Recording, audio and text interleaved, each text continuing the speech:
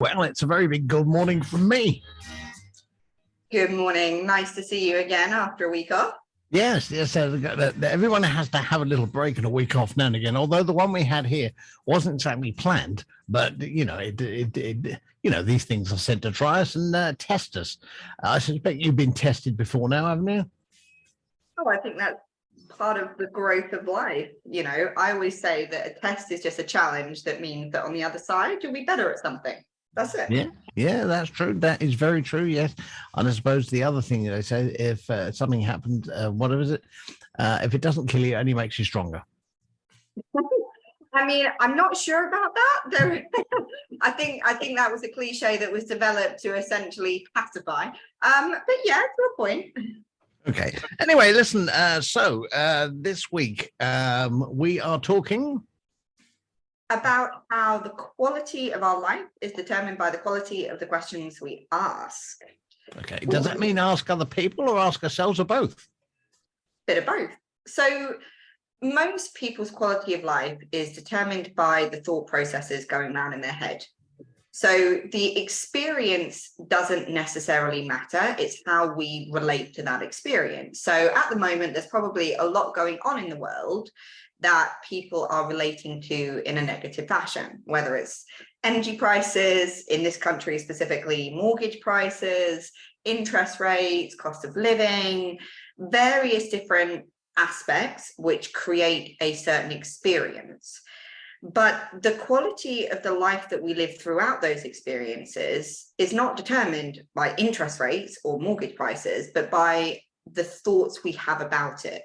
Right. So if we sit at home having thoughts that are, I can't do this, I'm a failure, I will never succeed, these kind of thoughts, we're probably going to have a pretty poor quality life, right? If we're just sitting at home thinking that. But those thoughts are almost an internal dialogue between you and yourself. So they came from asking yourself subconscious questions.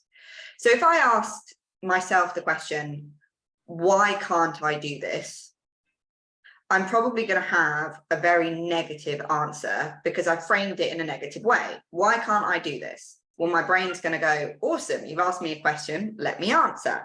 You can't do it because you're a failure, you suck, you never do this, you haven't got the skill, you haven't got the experience, whatever it might be. It's going to come up with all the reasons why.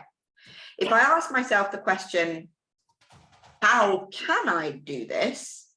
My brain is going to come up with very different answers. It's going to say, okay, you could read that book, you could ask that person, you could hire this person, you could learn this skill, you could go back to uni. It's going to come up with all sorts of answers that will help.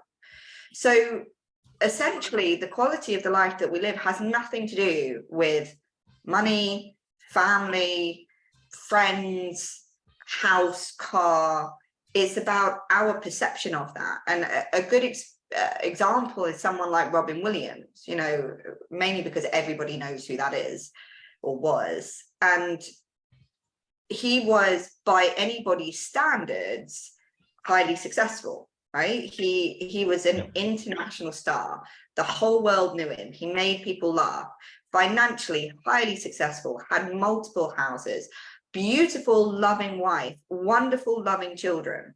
So by anybody's standards, he was in a good experience. He was doing okay from other people's view, wasn't he? Yeah, I'm doing all right, thanks.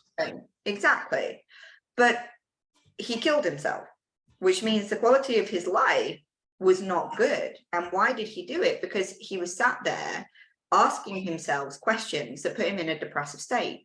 Why will I never be good enough? Why can't I achieve this? Why is this not enough? Why do I feel so low? Why is my life not what it was meant to be? And so it doesn't matter about what you're living through. It matters about the questions that determine how you perceive it. There are people who have been in jail, wrongly jailed, and they'll say when they came out, 15, 20 years later, after being exonerated, I've come out a better person, because they were in jail. They had nothing, complete opposite to Robin Williams. Yeah. But they asked themselves questions. What can I learn from this? How can I be a better person on the other side? How can I make today enjoyable? So it isn't about what's happening in the world or around us. It's about how you choose to perceive that moment. Okay, so so let me pose this question to you this way: within an amount of people I've come across, and people vary, and that's the whole point about the human race. People all different, but there's a number of people that I have come across whereby they have this thing, and I've banged on about it for ages, where they have to have these sorts of clothes, they have to have this designer stuff, they have to drive a BMW or a Range Rover, and they have to have these things because they think the quality of their life is judged by the perception of others. They have to have this brand, they have to show off the label and all the rest of it. Is that true? If you believe it to be true, it's true. So it's perception again. So your own perception of what other people think of you, but that doesn't necessarily make your quality of life better because you have those things, does it? So it makes potentially the quality of your assets more expensive and better. The quality of your life has nothing to do with that. And truth, to a point, there is what I would call universal truth and your truth. For instance, willpower. People will tell me I have amazing willpower. Awesome. Then that's true because that's what you believe. Right. If someone says to me, I have no willpower, equally, that's true because that's what you believe. That is a belief system that there is no universal truth. There is no one thing that says this person has it and this person doesn't. When it comes to having materialistic things, it isn't the fact that that isn't okay to have, right? It's nice to have a nice house, to have a roof over your head, to have a nice car. There's nothing wrong with any of that. And if you have means to do it, great, go ahead. But your perception of what that means to you is a perception that is developed by a feeling that you have. So most of the time, if someone said, right, I have to wear Gucci because I need to be perceived as someone who financially can afford Gucci, then there's probably a question happening that says, why do people not like me? Why have I never been good enough at this? And the brain is going, because you've never had money, because you've never been able to prove your worth. So the answer is, let me do something in a materialistic fashion that validates myself. So even then, what you're doing, and this is not a judgment, because I'm sure I have done it in many times. I didn't grow up with money. There was a time where I thought I needed to show that I had more than I did. Mm-hmm. So we've all done it. Even the case of when people break up and they know they're going to see their ex for the first time, I have to look a certain way, right? Yeah. Sort of idea that I have to look amazing. And again, it's an insecurity coming from a negatively framed question. Why didn't he love me? Why was I not good enough for him?